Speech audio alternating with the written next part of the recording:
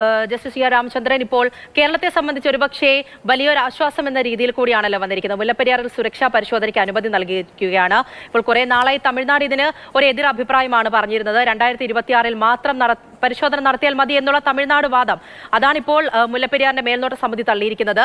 എങ്ങനെ കാണുന്നു ഇതിന്? എത്രത്തോളം പ്രാധാന്യമുണ്ട്? അല്ല, മുല്ലപ്പെരിയാർ മേൽനോട്ട സമിതി സുപ്രീം കോടതി തന്നെ നിയോഗിച്ചതാണ്.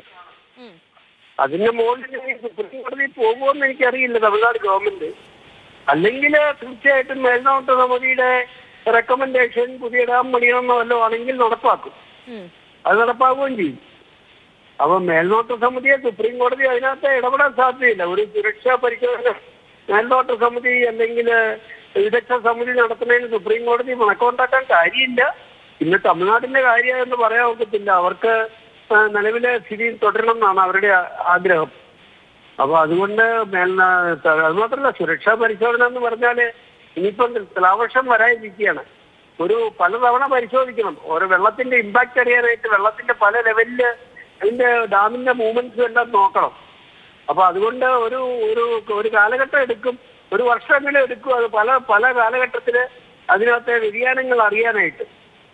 അപ്പൊ സുരക്ഷാ പരിശോധന ഒരു ദിവസത്തേക്ക് ഒറ്റ പരിശോധന കൊണ്ട് അത്ര എളുപ്പമല്ല.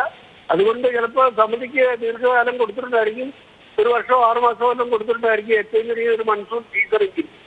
എനിക്കറിയില്ല എന്താണ് ഓർഡറിന്റെ വിശദാംശം എനിക്കറിയില്ല. പക്ഷെ ഏതായാലും അങ്ങനെ വളരെ തീർച്ചയായിട്ടും കേരളത്തിന് അനുകൂലമായ ഒരു നിലപാടാണത്. അനുകൂലമായ നിലപാടിൽ എത്രത്തോളം നമുക്ക് ആശ്വസിക്കാൻ പറ്റും? കാരണം അത്രത്തോളം വലിയൊരു പറയൂ. അത് എത്രയാണേലും സുപ്രീം കോടതിയുടെ നിരീക്ഷണത്തിലിരിക്കേണ്ട ഡാമാണ്. സുപ്രീം കോടതിയുടെ വാട്ടർ ലെവൽ മെയിൻറ്റെയിൻ ചെയ്യാൻ വരെ സുപ്രീം കോടതി അനുവാദം കൊടുത്തിട്ടുണ്ട്. പക്ഷേ റൂട്ട് കർവ് റിസ്ക് ചെയ്തു. 2018 വെള്ളപ്പൊക്കത്തിൽ റൂട്ട് കർവ് റിസ്ക് ചെയ്തു. ആ റൂട്ട് കർവ് ഇപ്പം മെയിൻറ്റെയിൻ ചെയ്യുന്നുണ്ട്. ആ ഡാമിലും മുല്ലപ്പെരിയാറിലും മെയിൻറ്റെയിൻ ചെയ്യുന്നുണ്ട്. അപ്പം അതുകൊണ്ട് സുപ്രീം കോടതി വിധി കഴിഞ്ഞ് വരുന്ന മാറ്റങ്ങൾ അവര് ഇതുവരെ ഒബ്ജക്റ്റീവായിട്ട് കേട്ടിട്ടില്ല. ഇനി അറിയില്ല ഇങ്ങനെ ഒരു കേന്ദ്ര ഗവൺമെന്റിന്റെ തീരുമാനം ഒരു സുരക്ഷാ പരിശോധന സമിതിക്ക് അനുവാദം കൊടുത്തതിന് മുകളിൽ കോടതി പോകുമെന്ന് അറിയില്ല. കോടതി കയറേണ്ടി വരുമോ ഇനിയൊന്നും അറിയില്ല. പക്ഷേ അസറ്റ് ഇപ്പം ഒരു കേരളത്തിന് അനുകൂല നിലപാടാണ്. കേരളത്തിൽ പുതുക്കി പണിയണം എന്നുള്ളതാണ് പൊതുവെയുള്ള അഭിപ്രായം. എതിർ നീക്കങ്ങളും അതേ രീതിയിൽ തന്നെ ശക്തമായി തന്നെ ഉണ്ടാകാമല്ലേ? അതെ. തമിഴ്നാടിനെ സംബന്ധിച്ചോളം പറഞ്ഞാൽ അവർക്ക് നിലവിലെ സംവിധാനം മുമ്പോട്ട് കൊണ്ടുപോയാൽ പണച്ചെലവില്ല, ഡാമിന്റെ പ്രയോജനം മുഴുവൻ കിട്ടുകയും ചെയ്യും. അതിന്റെ ചെലവ് അവർ വഹിക്കേണ്ടി വരും. അത് വലിയ ഹ്യൂജ് എമൗണ്ടാണ്. ശരി, വളരെയധികം നന്ദി പ്രതികരിച്ചതിന്.